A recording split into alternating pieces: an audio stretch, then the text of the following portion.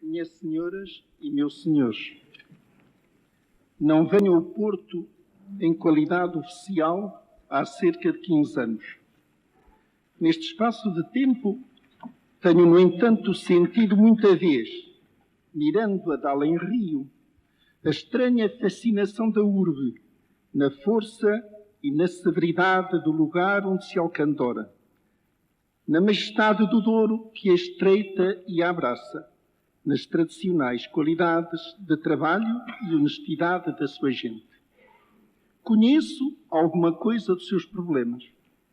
Sigo com interesse os seus anseios e tenho procurado ver com os meus próprios olhos os seus progressos e necessidades. De sorte que aquele facto nada significa, mas nele reside o motivo de só agora poder agradecer o carinho e entusiasmo com que então me acolheram e a mais esplendorosa recepção a que alguma vez assisti e me foi feita nesta mesma casa. Porventura, estará também aí uma das razões que levou a escolher o Porto para esta Conferência da União Nacional. A Conferência destina-se a expor às forças políticas do regime certo número de problemas da atualidade portuguesa nos domínios político, social e económico. E como primeiro ato de uma campanha eleitoral, a fazer solenemente a proclamação do candidato à presidência da República. Esta segunda finalidade não valeria a pena visá-la, tratando-se do Sr. Marechal Carbona, que há mais de 20 anos na chefia do Estado é o mais nobre expoente do regime e o mais sólido fiador do pensamento de 28 de maio.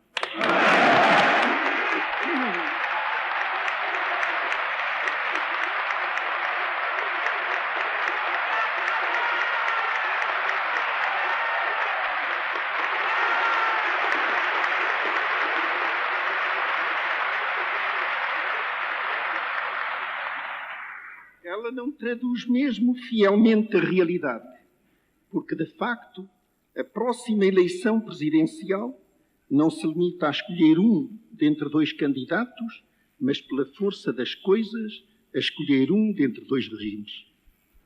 Por mais estranho...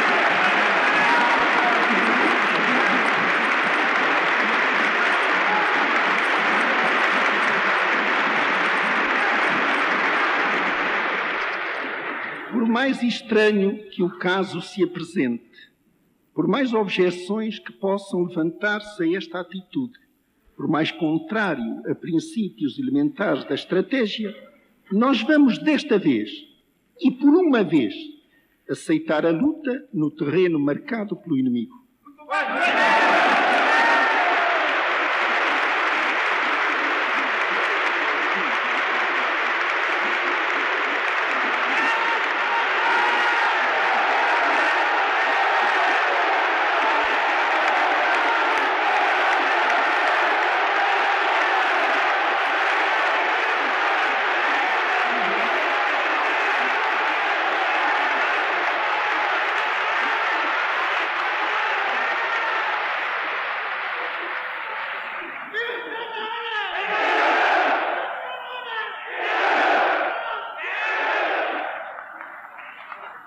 No debate, desvanecem-se necessariamente as figuras dos contendores, seja qual for o relevo dos seus méritos. Apenas sobressaem os princípios que representam. Em tão graves circunstâncias, não devia faltar com o meu depoimento. Posso eu fazê-lo sincero, honesto, desinteressado? Eu posso fazer um depoimento.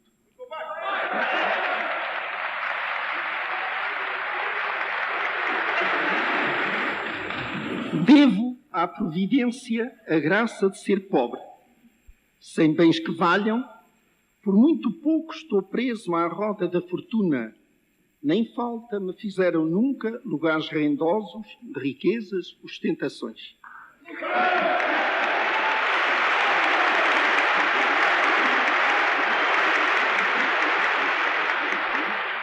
E para ganhar na modéstia a que me habituei e em que posso viver, o pão de cada dia, não tenho de enredar-me na trama dos negócios ou em comprometedoras solidariedades. Sou um homem independente.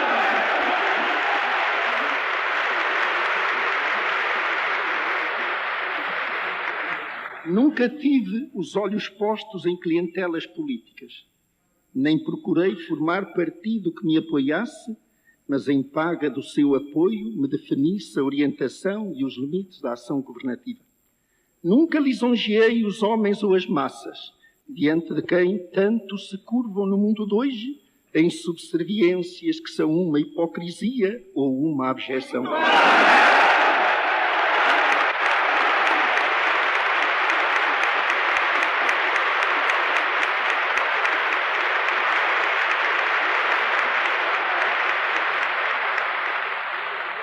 Se lhes defendo tenazmente os interesses, se me ocupo das reivindicações dos humildes, é pelo mérito próprio e imposição da minha consciência de governante, não por ligações partidárias ou compromissos eleitorais que me estordem. Sou, tanto quanto se pode ser, um homem livre.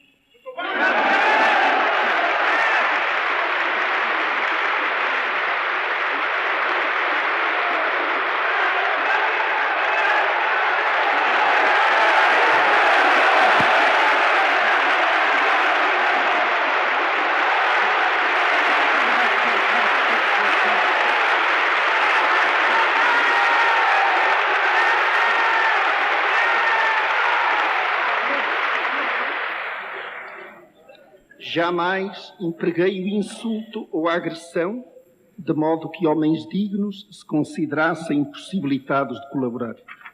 No exame dos tristes períodos que nos antecederam, esforcei-me sempre por demonstrar como de pouco valiam as qualidades dos homens contra a força implacável dos erros que se viam obrigados a servir. E não é minha culpa se, passados 20 anos de uma experiência luminosa, eles próprios continuam a apresentar-se como inteiramente responsáveis do anterior descalabro, visto teimarem.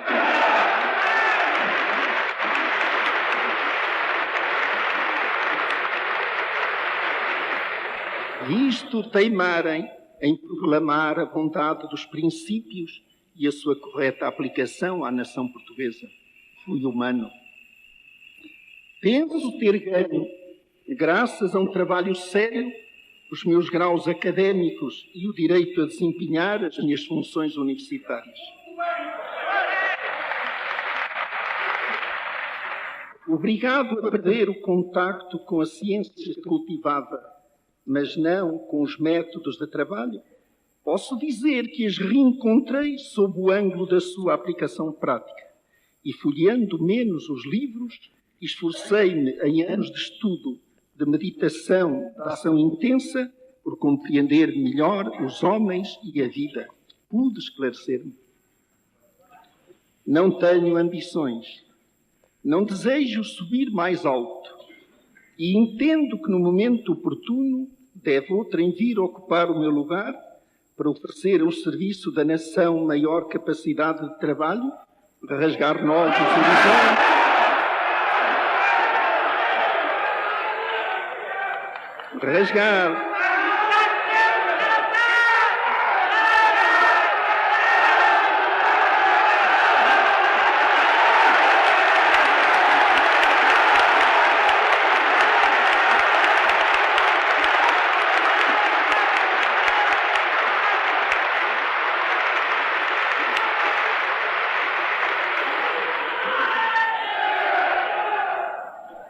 rasgar novos horizontes e experimentar novas ideias ou métodos.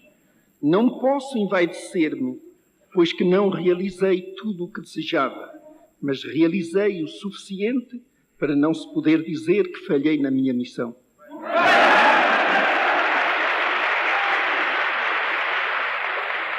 Não sinto, por isso, a amargura dos que merecido ou imerecidamente não viram coroados os seus esforços e maldizem dos homens e da sorte. Nem sequer me lembro de ter recebido ofensas que em desagravo me induzam a ser menos justo ou imparcial. Pelo contrário, Neste país onde tão ligeiramente se apreciam e depreciam os homens públicos, gozo do raro privilégio do respeito geral.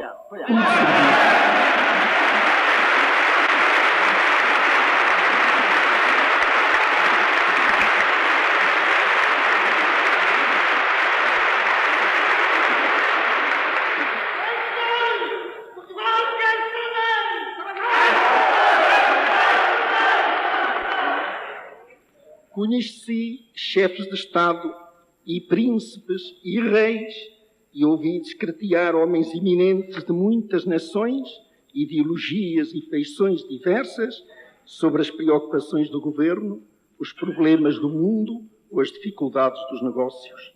Pude comparar.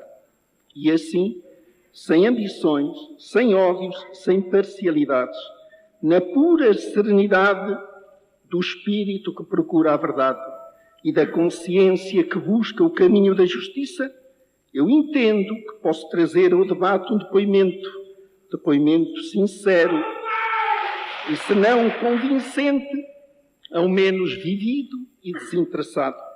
Mas porque outros oradores versarão de modo especial muitas questões que teriam aqui lugar, limitar-me-ei a quase só fazer o apontamento das posições fundamentais.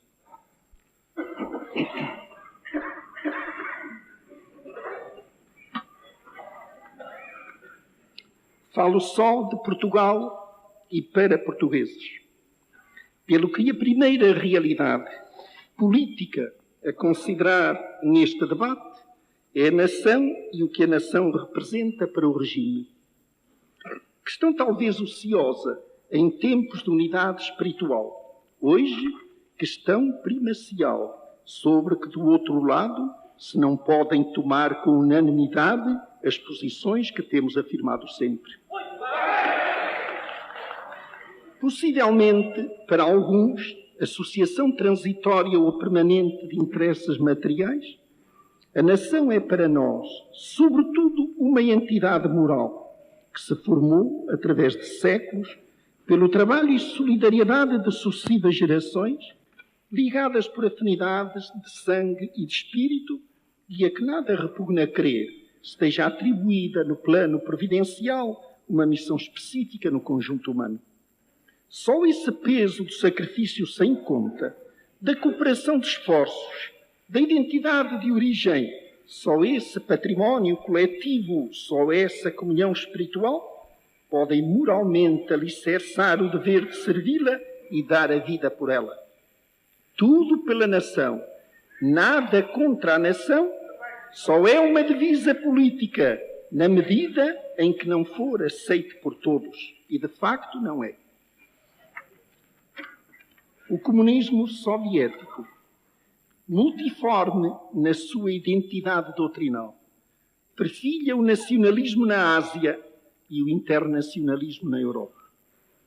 Os vastos movimentos que no Extremo Oriente irrompem em altas labaredas podem atribuir-se a causas diversas e certamente as têm na sua eclosão, mas encontram na Rússia, por sistema, simpatia, auxílio, proteção. Se ali triunfa, não tardará muito que deite o fogo à África. No entanto, na Europa, a concepção orgânica russa em relação à sociedade internacional não vai por ora além da existência de uma suzerania tão absorvente que as autonomias nacionais, em teórica cooperação, desfalecem e com ela se vai sumindo no nivelamento geral o que as nações representavam de cultura, vida criadora e espírito próprio. As destruições morais do comunismo, mesmo no seio dos países que não domina, com a ideia capciosa de debelar as guerras e firmar a paz, ideia aceita por espíritos simplistas ou inteligências comprometidas, são já tão grandes que podem fazer vacilar o Ocidente. O comunismo faz a defesa, mais que a defesa, a apologia do antinacionalismo, mas incoerentemente subordina os interesses da comunidade nacional aos de uma soberania estrangeira que lhes é hostil. este doce país que é Portugal. Pequeno na Europa, grande e dilatado nos outros continentes. Como árvore que, alimentando-se da seiva lusitana, espalhasse longo ramos, ações diferentes e à sua sombra abrigasse as populações mais diversas, todas igualmente portuguesas, este pequeno país não pode, no 9º século da sua história, duvidar da sua realidade de nação. Esta realidade em que englobamos a independência, a unidade orgânica e a missão civilizadora, é um pressuposto ou ponto de partida e hoje a toda a discussão. E daqui este corolário. Quem não é patriota não pode ser considerado português.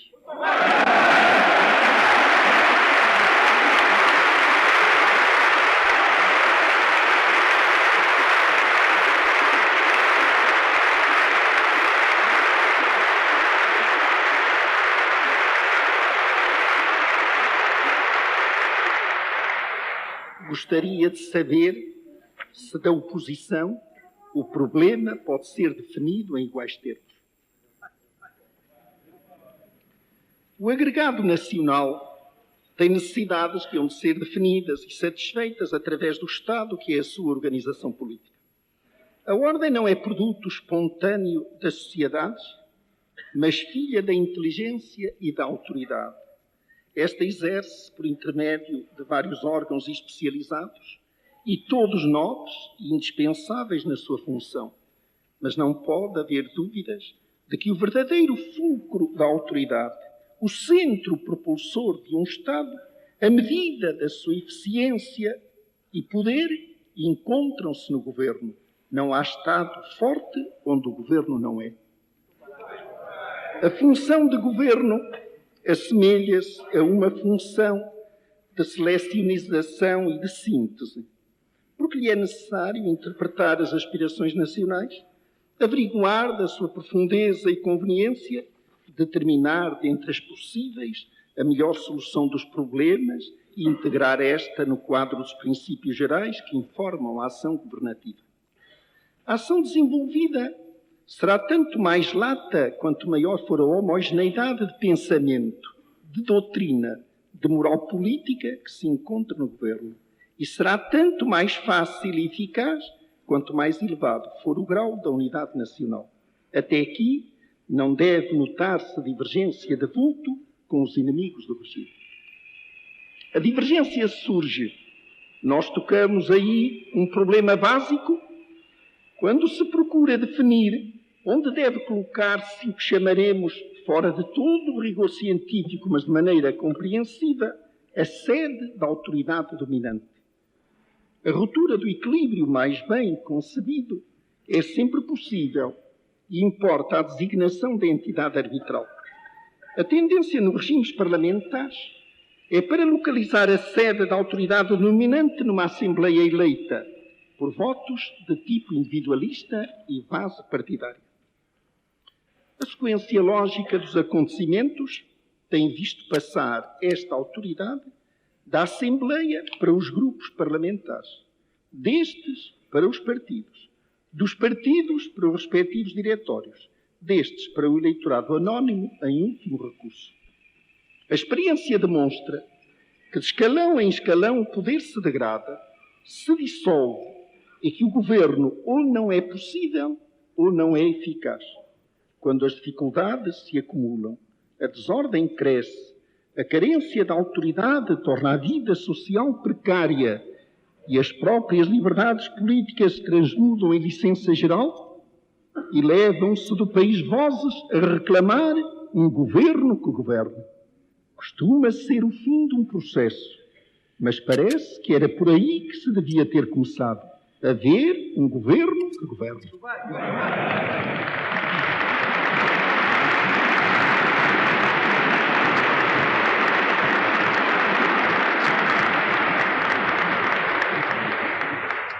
Quando nas legislaturas do período parlamentarista, monárquico e republicano, até 1926, se verifica terem sido dissolvidas 86% das assembleias políticas, umas vezes pela força, outras por ato do chefe do Estado, não pode crer-se nem que a instituição se revelasse sempre incapaz da função legislativa, nem que houvesse sempre intervenções abusivas ou atos de força condenáveis à luz do interesse nacional, mas que o sistema, ao proclamar o intento de pôr nas mãos do povo ou do eleitorado, pobre povo e pobre eleitorado, o governo da nação, condenava este à instabilidade, à agitação estéril, à inópia da autoridade. Por isso, o problema do governo é o problema central dos regimes políticos e um problema vital das nações. Vale a pena refletir mais uns instantes no assunto, examinando agora do aspecto partidário. Teoricamente, os partidos representam a agremiação de forças políticas que se constituirão à volta de sistemas de princípios doutrinários ou de conjuntos de interesses, quer materiais, quer morais, num e noutro caso, para efetivação no governo. Teoricamente ainda, o Dr. Mário de Figueiredo versará com a habitual profundeza este assunto, teoricamente ainda, os programas partidários subentendem-se como conjuntos de soluções para problemas concretos nacionais. Isto quer dizer, o partido ao serviço da nação. Sendo assim, conhecer-se-iam através da formação de partidos as correntes de ideias ou sentimentos que atravessam a alma da nação, a força das suas aspirações, a importância das suas necessidades. Isto é a teoria. Na prática, verifica-se o seguinte: em numerosos países, e em Portugal sem dúvida, a noção, o espírito, a finalidade dos partidos corromperam-se e as agremiações partidárias converteram-se em clientelas sucessiva ou conjuntamente alimentadas pelo tesouro. Findo o período romântico, ou até antes disso, que se segue às revoluções ditas liberais do começo do século XIX, e em que os debates parlamentares revelavam com erudição e eloquência preferência pelas grandes teses da filosofia política, a realização partidarista começou de envelhecer-se. Duvido se alguma vez representou o que se esperava. Desde os meados do século passado até 1926, em monarquia e em república, a vida partidária tem seus altos e baixos, mas deixa de corresponder aos interesses políticos e distancia-se cada vez mais do interesse nacional. A fusão ou desagregação de partidos, as combinações políticas, são fruto de conflitos e de paixões, compromissos entre fações concorrentes, mas nada tem a ver com o país e os seus problemas. Aqui e além, tenta-se regulamentar, moralizar, constitucionalizar a vida partidária. Tudo em balde. Um partido, vários partidos dispõem do poder, são governo, mas não se encontra, como poderia supor-se, relação concreta nem entre os atos de governo e os programas partidários, nem entre os programas e as exigências da nação. Nós chegámos aos últimos extremos na República Parlamentar, com 52 governos em menos de 16 anos de regime. A única conclusão possível é que a fórmula partidária faliu, e de tal modo que apregoá-la como solução para o problema político português não oferece o mínimo de base experimental que permita admiti-la à discussão. Mas pode ir-se mais longe. Pode ir-se mais longe e invocar para contraprova a experiência de mais de 20 anos de política sem partidos, de política nacional, simplesmente.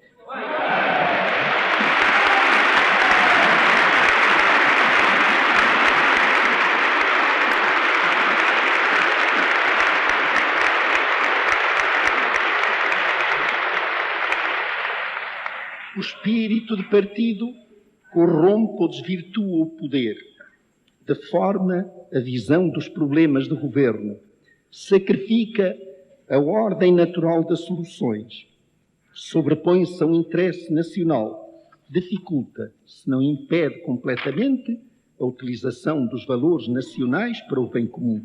Este aspecto é, para mim, dos mais graves. Vejo na minha frente os mais variados, numerosos e intrincados problemas. O ritmo que a vida nacional atingiu nos últimos anos multiplica-os quase ao infinito. A transformação e a crise do mundo emprestam a muitas questões alto grau de acuidade e delicadeza. Todos não somos demais. Como pensar que bastariam alguns, quando a parte sã da nação, os seus maiores valores intelectuais e morais, já se verificou exuberantemente não estarem dispostos a imiscuir-se na balbúrdia partidária, e a ideia dos homens do partido é por si exclusiva dos restantes. Só por esse aspecto, a política de partidos seria contrária à unidade nacional. Mas já havia afirmado, mas já havia escrito, que é exatamente através da liberdade de organização partidária que melhor se garantirá essa unidade. Há, pois, diversas maneiras de ver as coisas. Duvido se há mais de uma de as ver bem.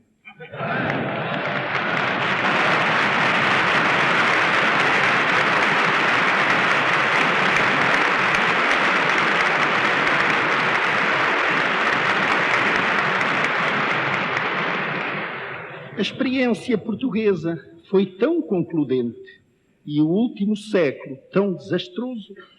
A nação habituou-se de tal modo a ser tratada como quem é e sem diferenciações partidárias. A evolução política fez-se em tal sentido que verdadeiramente não há que escolher senão entre organização e política nacional ou organização e política de um só partido. Uma pergunta inocente: e qual seria dentre os grupos da oposição? Estas realidades ilustram outro problema, o das liberdades, sobre que desejava também dizer duas palavras. As liberdades que mais interessam à vida política são a liberdade de imprensa, de reunião e de associação. Estão inscritas na Constituição em termos correntes, mas o seu exercício está sujeito a condicionamentos que, na prática, limitam o seu campo de utilização. Isto faz crer a alguns que não há liberdade em Portugal. O exercício real das liberdades públicas, como o funcionamento normal das instituições, pressupõe um nível de educação cívica, um espírito de tolerância, uma noção de responsabilidade e um sentido de justiça que não se equivalem em todos os países. A liberdade não se mede pelos textos, mas pelos costumes.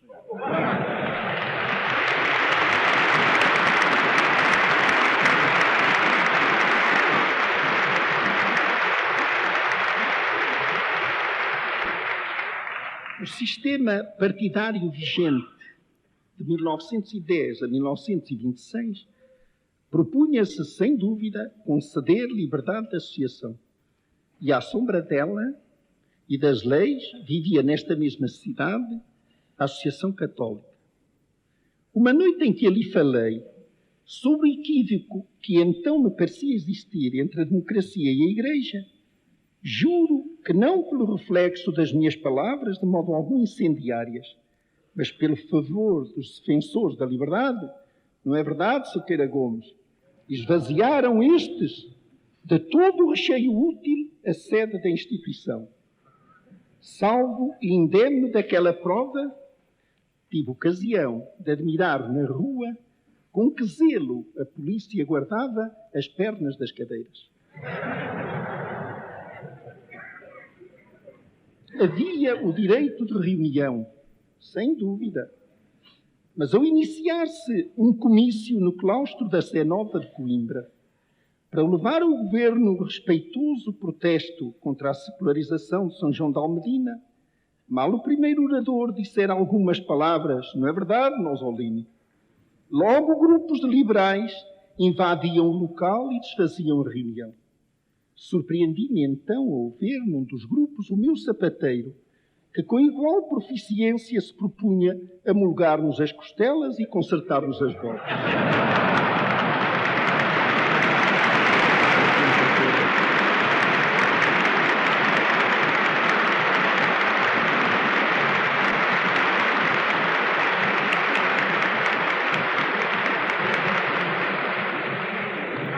Havia liberdade de imprensa. Havia mesmo a excelente liberdade de enxovalhar os poderes públicos, injuriar os homens do governo e denegrir a honra da nação. Mas, sobretudo nos primeiros anos, quando era possível às oposições fazer ressurgir do empastelamento da véspera um tímido número de jornal, era caso grave conseguir a sua exposição e anunciar a venda. Neste quadro se vivia em Portugal, no que se refere a liberdades públicas, apenas efetivas para os partidários do governo.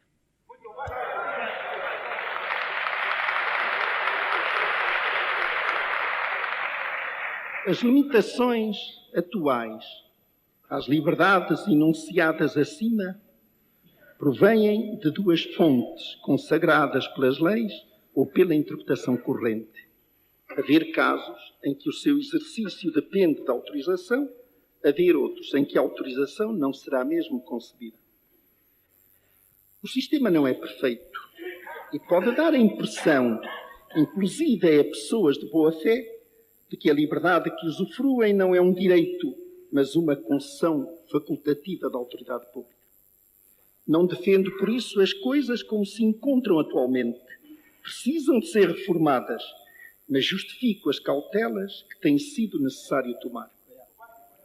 A generalidade dos portugueses não teve nunca tanta liberdade como no atual regime.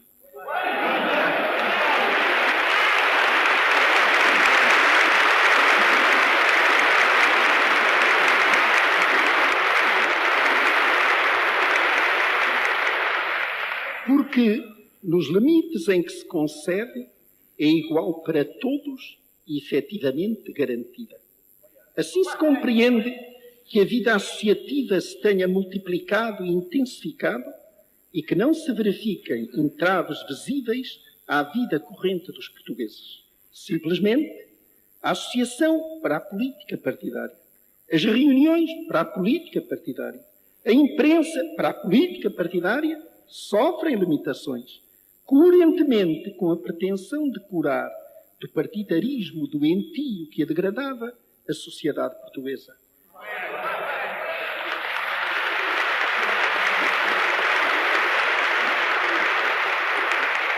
Trata-se, em verdade, de um regime de cura e de legítima defesa em grau que não pode ser considerado superior às necessidades. É natural que alguns homens educados para a luta puramente política, as especulações demagógicas, as exaltações emocionais das massas populares e, por esse motivo, propensos a reduzir a vida da nação à agitação própria e das forças partidárias que lhes restam, não tenham revelado compreensão nem dado mostras de adaptar-se. Mas a nação que faz livremente a vida que quer, a nação viva e real, essa, comparando passado e presente, olha com certa desconfiança o zelo destes apóstolos da liberdade.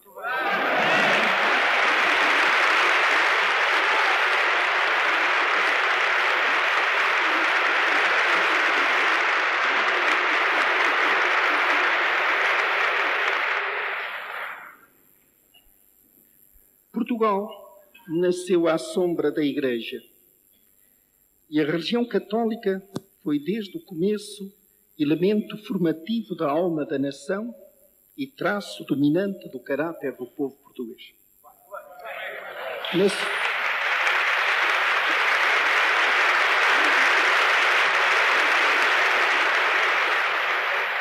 Nas suas andanças pelo mundo, a descobrir, a mercadejar, a propagar a fé, impôs-se sem hesitações a conclusão: português, logo católico.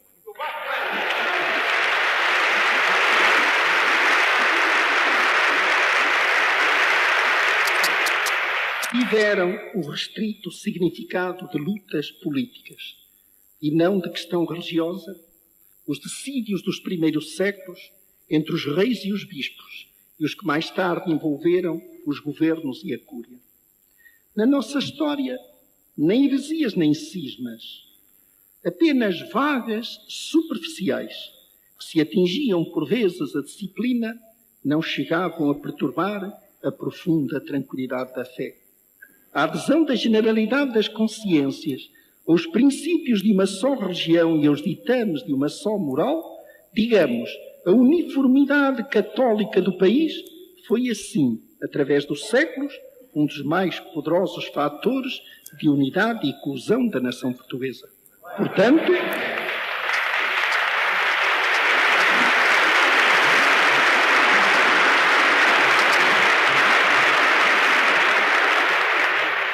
Portanto, fator político da maior transcendência, e por esse lado nos interessa.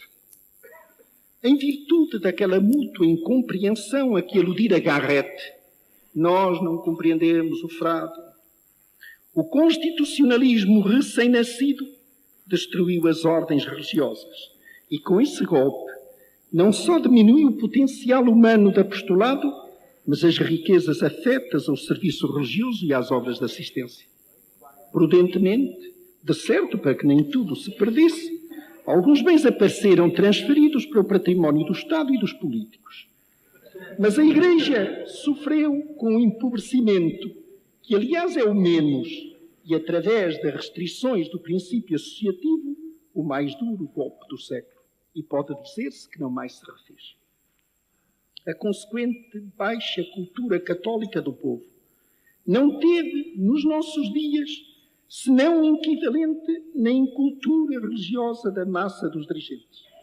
A Lei de Separação de 1911 é, na forma e na essência das disposições, a tradução de um jacobinismo atrasado de 100 anos, que desconhecia tanto o fenómeno religioso em si mesmo como a importância de fator católico na consciência nacional.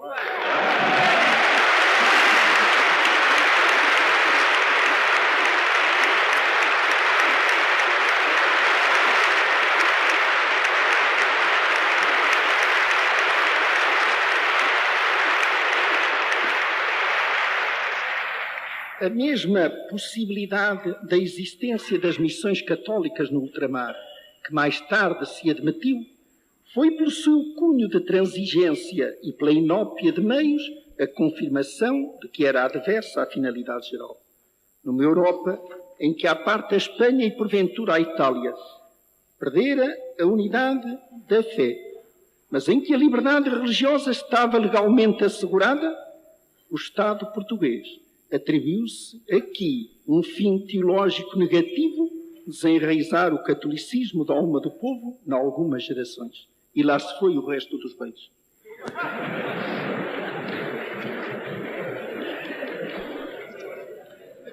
Neste montão de escombros materiais e morais, a Concordata de 1940 deve ser considerada, no domínio religioso, como a reparação possível das expoliações passadas e a garantia da liberdade necessária à vida e disciplina da Igreja, ao exercício do culto e à expansão da fé.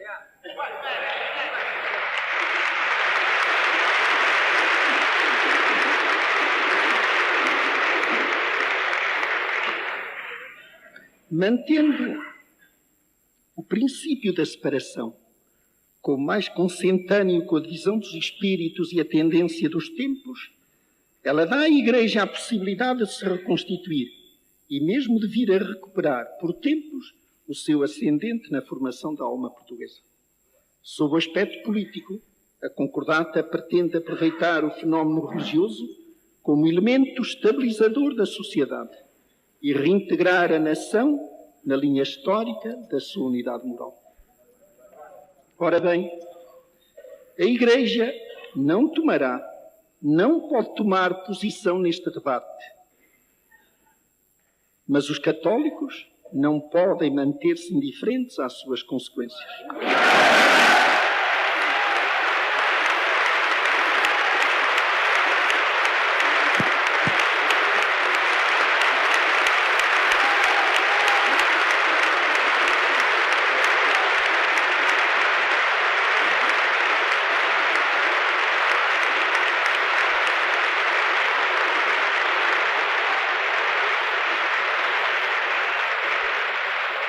Não vi ainda nada que expressamente se referisse ao problema religioso, mas conhecemos os homens e as suas ideias. Sabemos das ligações e compromissos subterrâneos que, mais uma vez, pretenderiam impor-se à nação. Vimos escrita a intenção genérica de destruir a obra realizada nos últimos 20 anos. Não era, porém, necessário anunciar o propósito. Nem a questão religiosa seria reposta nos mesmos termos. Tornou-se hoje corrente em muitos países que se deixam dominar pelas chamadas forças libertadoras, acusar Deus de conspirar contra a segurança do Estado.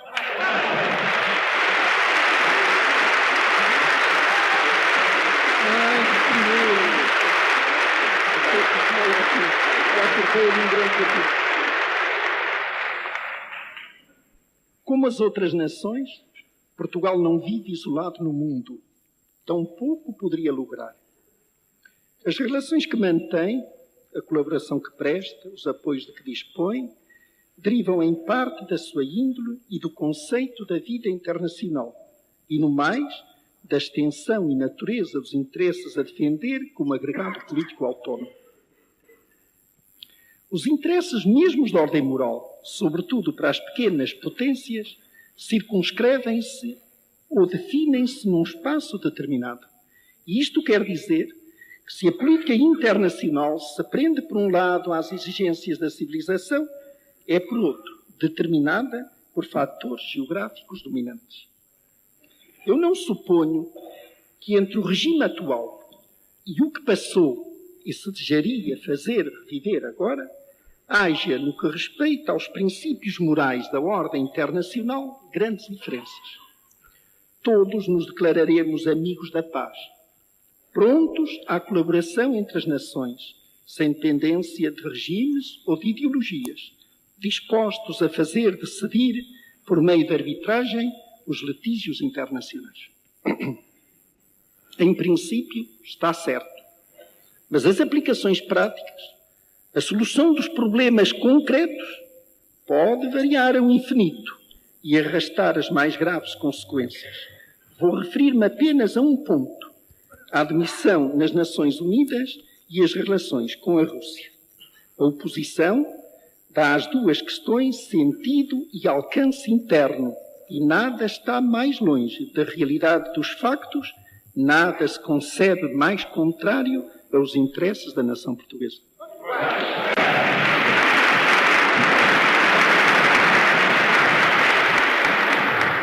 No primeiro momento em que lhe foi possível, Portugal requereu a sua admissão às Nações Unidas. Devia fazê-lo, em obediência aos princípios constitucionais acima aludidos, e que, aliás, tiveram sempre no espírito e procedimento histórico da nação portuguesa.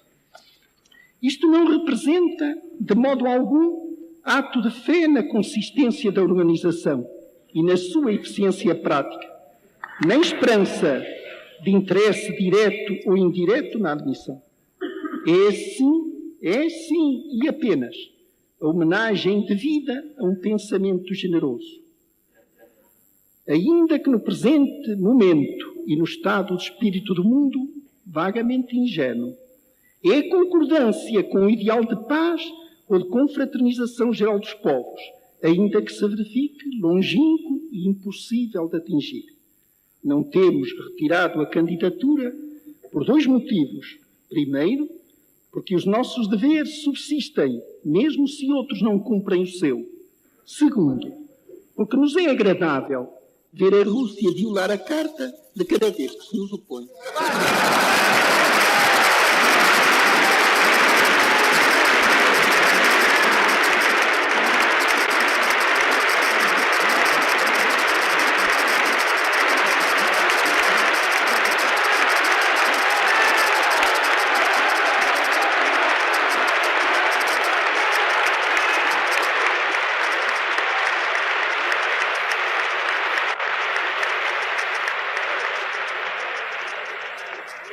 No meu modesto modo de ver, as nações iniciadoras do pacto cometeram o erro, talvez inevitável, mas previsível depois da experiência da Sociedade das Nações, de considerar as Nações Unidas o fulcro de toda a vida de relação mundial e órgão supremo da política internacional, sem poderem assegurar-lhe a necessária universalidade e meios práticos da ação.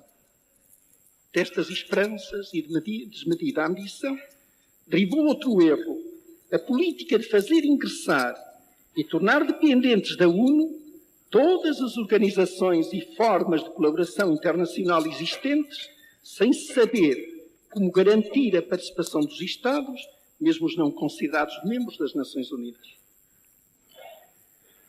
De modo que os Estados vieram a encontrar-se em face das seguintes perspectivas: organismos internacionais de caráter técnico, jungidos à organização política e, desse modo, sujeitos às repercussões das suas crises e das suas conveniências. Uma organização unitária, de essência política, que não pode abarcar e muito menos resolver os problemas do mundo.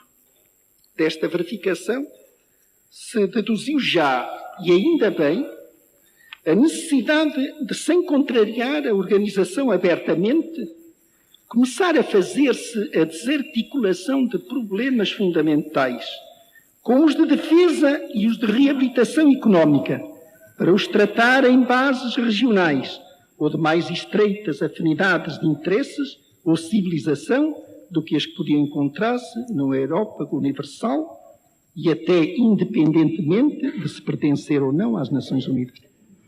Mas se assim é, quando se esboça o pensamento de concentrar toda a política externa portuguesa na aliança com a Inglaterra e na admissão às Nações Unidas, o menos que se pode dizer é que se está completamente fora das realidades e está disposto a sacrificar em ideologias ou conveniências partidárias os maiores interesses do país.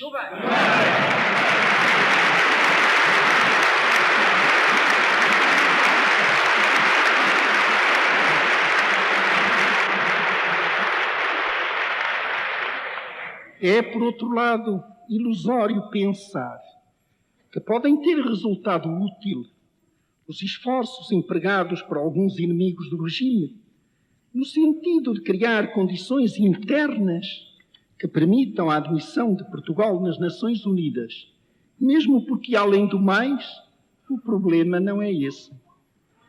Nós temos sido sucessivamente, para os representantes russos, o país que se desconhece, por não haver relações diplomáticas com ele, o país fascista e, por fim, a nação semifascista que ajudou a Espanha no seu movimento libertador.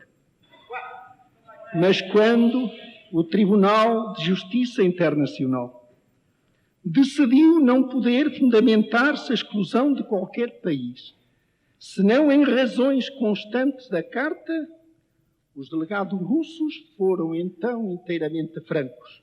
O veto é um instrumento político e, como tal, o usamos. Tudo existe.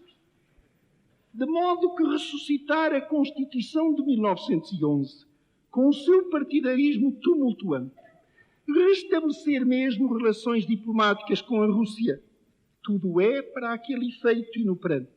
A questão é outra: fazer ou não fazer o jogo russo para a destruição da Europa e sovietização do mundo, trair ou não trair na arrumação das forças os interesses da civilização ocidental.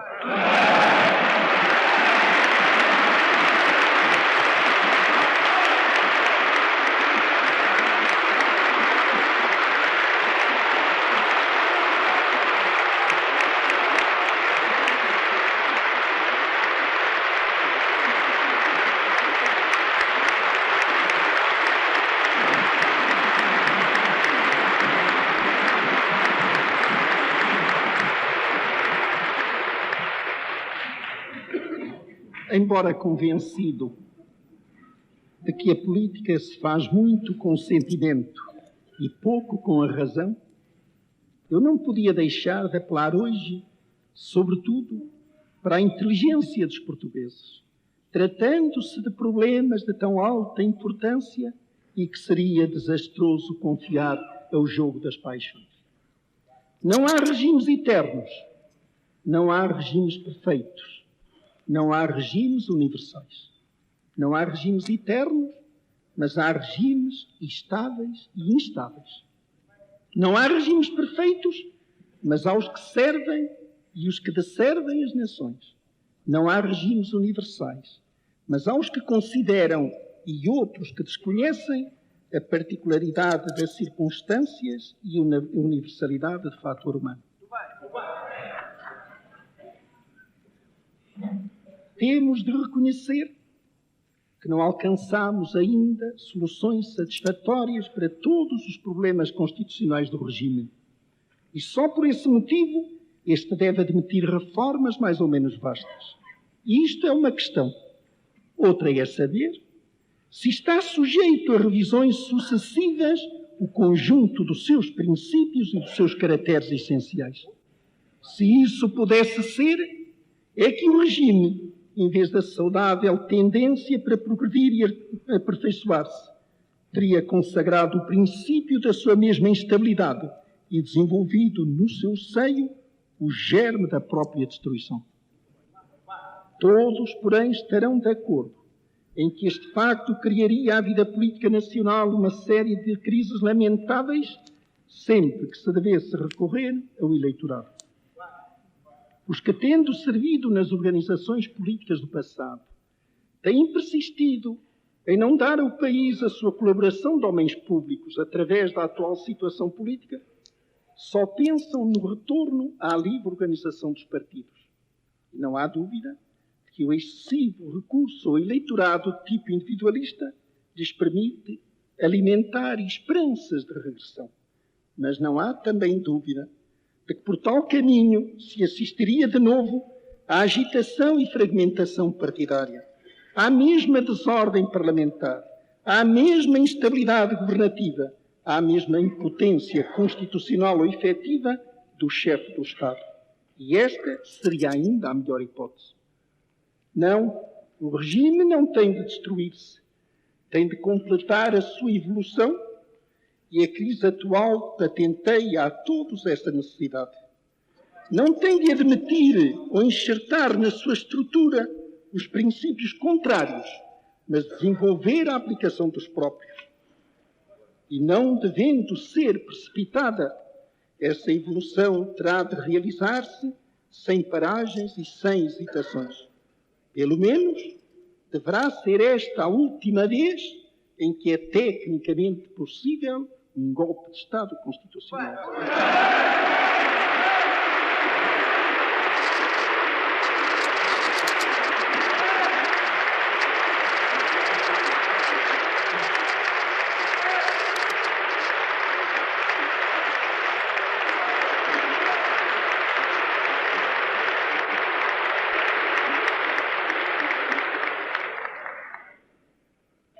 Sinto que me alonguei demasiadamente e vou terminar. Gostaria de ter-me ocupado de questões de outra ordem. E muitas havia da maior importância para a vida e o futuro da nação. Mas vi-me obrigado a dar a primazia a problemas de filosofia e organização política, por ser evidente que nas circunstâncias presentes relevam a todos os outros. De facto, a sua solução, em certo sentido, condiciona a possibilidade de solução dos restantes, ou pelo menos não pode, independentemente dela, esperar-se sejam salvaguardadas a vida, a ordem, a prosperidade futura da nação. A oposição vai fazer a sua campanha eleitoral. Pregar, nos termos mais pacíficos, já se vê, a sua guerra civil. Suponho que pouco dirá de questões concretas e instantes da nação, porque não lhe permitem a heterogeneidade dos seus elementos constitutivos, as divergências ideológicas e o cuidado de não pôr a descoberto o apoio dos comunistas.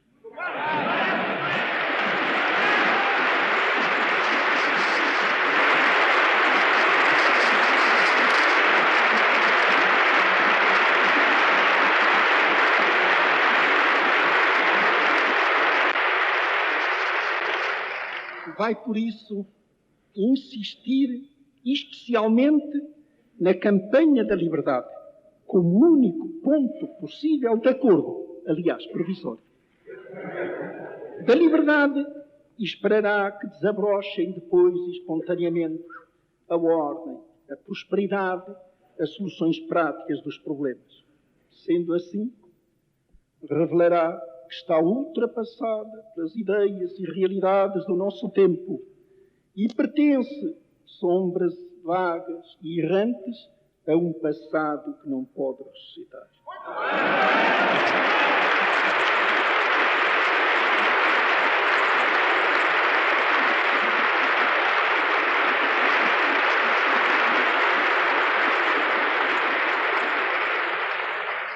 E nós o que prometemos?